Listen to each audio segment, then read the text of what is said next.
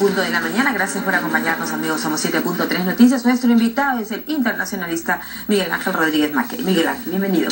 Jesús, encantado de estar contigo. En un día especial, me decías tú, Miguel Ángel, en el que los peruanos resaltamos aún más nuestro espíritu del criollismo también, ¿por qué no decirlo? Feliz día de la canción criolla. Feliz día y para todos también, todos los peruanos. El criollismo, que viene del criollo, aquel que, hijo de españoles, de peninsulares, que nace en el Nuevo Mundo, en el continente, y que empieza, María Jesús, a amar la tierra que lo ve nacer, y con él una sociedad luego en sincretismo, el mestizaje, un fenómeno muy costeño, que se incorpora en la vida citadina con balcones, con tamaleras, anticucheras, con guitarra, con cajón, que crea un alma nacional colectiva que hemos visto a través de los años y que el presidente Prado recoge y lo oficializa en 1944, un día como hoy. Hace 72 años. Hace 72 años, para vindicar la naturaleza de esta alma nacional y que hemos tenido una serie de grandes artistas. Y que de nosotros, creo, Miguel Ángel, depende que no se pierda, sí. Que no se pierda. Recordemos que antes era el 18 de octubre, pero coincidía con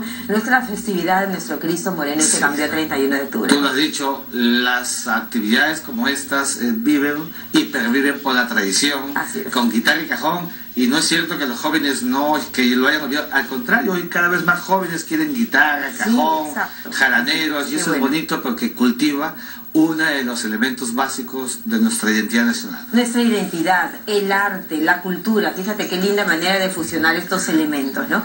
Bueno, es un fenómeno que evidentemente el día de hoy los peruanos ensalzamos, más que nunca quizá. Miguel Ángel, esta importante cita a nivel de países iberoamericanos, esta 25ª Cumbre Iberoamericana, en la que el Perú ha tenido un papel interesantísimo. ¿Cuáles han sido estas conclusiones más saltantes, digamos? Fíjate, María Jesús, evidentemente la 25ª Cumbre de Iberoamérica, que agrupa a todos los jefes de Estado de España y de todas las Américas, esta vez se centró en el tema de la educación y en el tema de la juventud. El empoderamiento de los jóvenes, que son el 48% de la región, que son prósperos, que son vitales y que hoy necesitan más que nunca insertarse. Están calificados, la educación ya se vuelve transversal, pero hay que conseguirles trabajo para que tengan la oportunidad de desarrollar su proyecto de vida. El objeto del Pacto Iberoamericano sobre Juventudes, firmado el día de ayer en la cumbre, ha sido en ese sentido próspero, porque revitaliza la acción ecuménica de los países sobre sus juventudes. A los jóvenes hay que darles oportunidades, están llenos de talento, María Jesús. Con la oportunidad, estoy persuadido que serán los que conduzcan los estados de la región en la mejor performance. En la mejor performance, Miguel Ángel. Sin embargo, esta oportunidad, ¿no?, de la que se ha buscado afianzar también en esta cumbre, no está ajeno a la preparación de estos jóvenes, en aspectos netamente educativos, de competitividad que se ha avanzado. Bueno, evidentemente, por ejemplo, el hecho mismo que se haya producido estos intercambios y estos reconocimientos de grados y títulos para los jóvenes que vienen de diversas universidades, esto agiliza, abre espacios para que esos aparatos burocráticos del pasado que no permitían a los jóvenes de uno u otro país expresar y afirmarse en el que consideraban podían ser los futuros médicos, futuros abogados, eso se aligera. Y eso es bueno porque hoy las fronteras, realmente por la globalización, deberían ser fronteras solamente para asuntos económicos, donde se intercambian, se interrelacionan. Creo que en ese sentido, porque han habido otras cosas en la cumbre que seguramente podríamos conversar, ha sido un importante avance en los países de la región. Claro, porque facilitarle, por ejemplo, el tema del intercambio cultural, de frontera a frontera, de país vecino. Recordemos que ya hay varios aspectos en los que marcan que estudiantes peruanos pueden estudiar tranquilamente en universidades, por ejemplo, de Bolivia, de países limítrofes. Afianzar las fronteras vivas va a verse traducido en una educación mejor para la juventud. Sí, sin duda alguna. América Latina, Iberoamérica, cada vez está más interconectada. Las estrecheces se acrecientan y los países se vinculan. Estas vinculaciones interestatales de gentes y de gobiernos tiene que ser la regla en un mundo globalizado, María Jesús. Claro, qué bueno. Y la cumbre ha apuntalado hacia ello. Estas cumbres que vienen desde la Paz de Westfalia de 1648, ese sentido ecuménico a reunirse los jefes de Estado para ver asuntos que tengan que ver con afanes, con problemas, con asuntos que a todos los países los atraviesan. Claro, y van con sus cancilleres, ¿no? Obviamente, la diplomacia. Sí, los jefes de Estado con cancilleres, que son los que presiden el proceso. Lo hemos visto en estos 2 días de arduos debates, donde han habido debates en torno a diversos temas. A mi juicio, el tema estelar que el Perú ha puesto en la cumbre iberoamericana, evidentemente ha sido el tema de Venezuela. Y ya estamos viendo, tú sabes que yo soy muy crítico en visiones de política exterior, pero ya estamos viendo, por fin en el Perú, un liderazgo en política exterior en el tema de Venezuela. El presidente de la República, sin aspavientos, inmutable, bajo principios, ha ido a la cumbre y ha dicho a todos que no podemos ser indiferentes frente a lo que pasa en Venezuela, y lo ha puesto en la mesa, y más bien... Pero va a recoger el eco de la región. Esperemos, eso es lo que se busca, ¿no? Esperemos y no sé si todos aspiramos. los presidentes, Peña Nieto, Bachelet, que hemos visto sentados, ¿no es cierto?, en esta cita de cumbre, estén dispuestos a jugársela.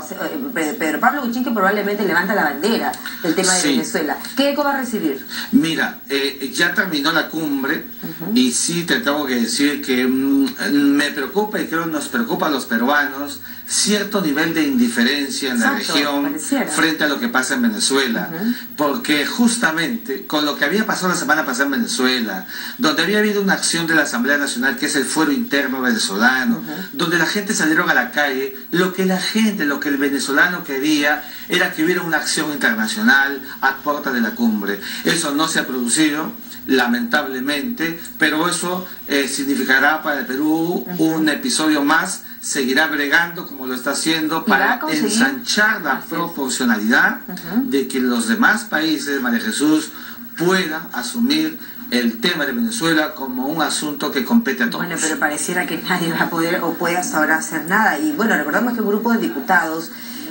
afincados en el Perú, naturalmente por asilo, ha pedido, ¿no? Han enviado una carta que le hemos mostrado acá, en la que se le pide al Perú, a través del presidente, que un poco patrocine este accionar por parte de la región para terminar con la situación de violenta y sobre todo de atropello a los derechos humanos. Sí, y eso es lo que acabas de decir, es lo más grave que pasa en Venezuela, donde hay presos políticos como Leopoldo López y muchos jóvenes que ya son como 99. La ruptura del orden constitucional. Y declarado un gobierno de facto. Entonces, este conjunto de antivalores que crea un gobierno, evidentemente preocupa, y por eso el presidente peruano sale al frente. No puede ser indiferente. Y entonces, este tipo de acciones me hace recordar a las que Raúl Porras Barrenechea, cuando canciller de la República en 1960 por el tema Cuba, sin que esté a favor de Cuba, era principista. Rescato el valor de ser principista.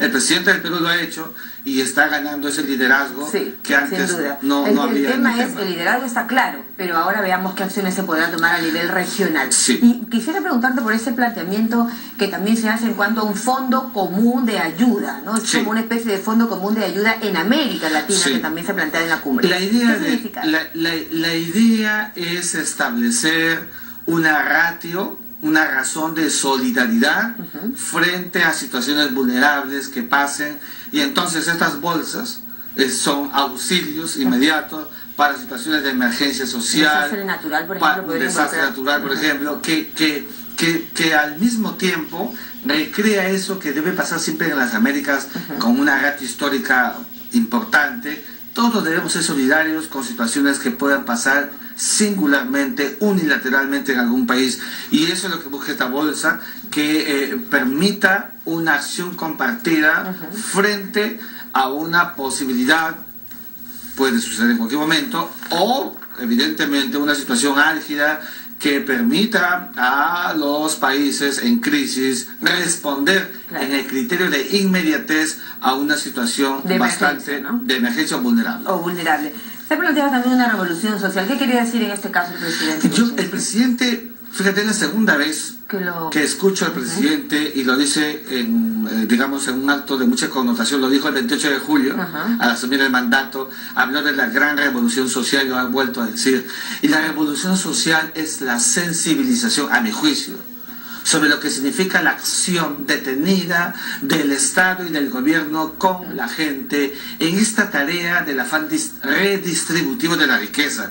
No puede haber revolución social, María Jesús, si no hay redistribución de la riqueza. Si los países en América Latina crecen, si todos quieren el desarrollo, esto tiene que dinamizarse, multilateralizarse, para que sea una expresión plana donde todos puedan tener el acceso. El hecho mismo de que el Perú haya medido que para el 2021 contará con agua potable para todos, eso es parte de un proceso, por ejemplo, de revolución social verdadero, ¿no? Que se ajuste a la realidad. Que se ajuste a la realidad y que responda al apetito y a la urgencia social. María Jesús, cuando la urgencia social recibe la conexión del gobierno de turno, entonces solamente allí se produce lo que decíamos al comienzo, la conexión por la sensibilidad social que debe dar su resultado. Bueno, entonces una cumbre en la que se han abordado diversos temas, la juventud, ¿no es cierto?, la educación, abrir fronteras para que este dinamismo se dé, y sobre todo se habló de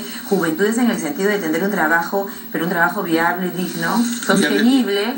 Sostenible, sí, y también se hablaron de otros temas como por ejemplo en la región el asunto de Colombia, la paz en Colombia. La cumbre ha reiterado la necesidad de que se logre la paz en el país, el tema de las Malvinas. ¿Cuál va a ser el siguiente paso, crees tú, de Santos?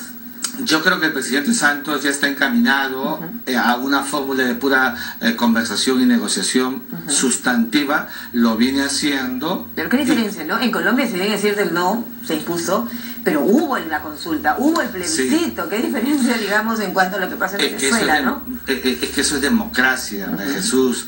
Cuando la democracia significa escuchar a los que menos tienen y aceptar este nivel de tolerancia, la voluntad popular, el deseo de las mayorías. Mira lo importante, eso fue lo que produjo la Revolución Francesa de 1789, del 14 de julio, que lo que diga el pueblo, que es el soberano, versus lo que decía antes el monarca, que era el anterior soberano, es lo que cobra vida. Y en Colombia el soberano es el pueblo y ha mandado que se vuelva a hacer una negociación. Venezuela está faltando ese papel. Sin embargo, Miguel Ángel, a todos nos alienta el tema de la paz, ¿no? La violencia genera y engendra más violencia. Pero ¿qué va a pasar en Colombia finalmente? Este proceso yo creo que el proceso de paz en Colombia está encaminado. La voluntad también, y eso es importante, los actores visibles también lo han dicho, y hay que crear un cronograma de trabajo, evidentemente a un tiempo mediano, donde hayan actores visibles, no solamente las FARC y el gobierno, sino también la propia sociedad colombiana. Y la oposición que lo encabeza el expresidente Uribe, para poder lograr una plataforma, primero desde el Estado, unívoca, y luego cruzar la pista y entablarlo con las FARC, que era finalmente lo que él no ha querido. No ha habido un rechazo a la paz, un rechazo al proceso. Y esta cumbre ha reiterado la necesidad de que ese proceso no se detenga y llegue al objeto final, que es la paz para todos. Qué bueno, que la paz nunca sea algo irreversible, ¿no? Irreversible. Perdón. Bueno, vamos ahora a hablar un poco de esta cita también del gabinete, que es este viernes 4, ¿no? El gabinete binacional, en este caso con Bolivia, lo tuvimos con Ecuador. Es un poco la dinámica de trabajo que se busca pensar también. Sí, yo creo que es una apuesta de una práctica bilateral que el Perú ya la viene haciendo, y que con Bolivia se vuelve a retomar este afán dinámico de acercar al Estado a la zona de frontera, donde en el caso boliviano y en el caso peruano, históricamente, y en muchas democracias de América Latina, los estados han sido centralistas. Ahora se descentraliza, van los dos gabinetes, operan los dos en una zona de frontera, en este caso va a ser en Sucre, y logran una plataforma con una agenda. ¿Cuál va a ser el tema central? ¿El gas? Probablemente, Miguel Ángel, la crisis energética. El tema energético, hay una agenda en seguridad y defensa, hay una agenda en asuntos sociales, es diversificada, comprenderás que van los ministros y sus pares de uno y de otro lado a lo que se llama esto impersonare verbale, es decir, en persona hablan sobre los asuntos que más les competen. Ahora, estamos hablando de Bolivia, no es cualquier país. ¿Cuál es el tiempo nos gana un poquito, Miguel Ángel? ¿Cuál es el papel, por ejemplo, o en todo caso la posición del Perú en este diferendo Bolivia-Chile? Bueno, siempre el Perú tiene... del gas. Sí, claro, pero la posición del Perú es una posición, evidentemente, que esto es un asunto que compete a Bolivia y a Chile. Ellos tienen dos juicios, uno boliviano contra Chile en La Haya y otro chileno contra Bolivia en La Haya por el tema del SILAL, el primero por la negociación para una salida al mar. El Perú debe siempre tener la política de mantenerse afuera, porque es un asunto entre dos países que no nos compete. Muy bien, entonces esperemos noticias y analizaremos seguramente, Miguel Ángel, luego de este gabinete binacional Perú-Bolivia, que es este viernes 4 de noviembre. Claro que sí. Así es, muchas gracias. Feliz día de la canción criolla. Claro que sí, a bailar jarana. A bailar jarana, nuestra guitarra, nuestro cajón, nuestra comida peruana. Hoy es el día de la canción criolla, para muchos también, seguramente el tema de Halloween. Pero lo invitamos a la pausa a las 10:15, no se vaya, le tenemos mucho más.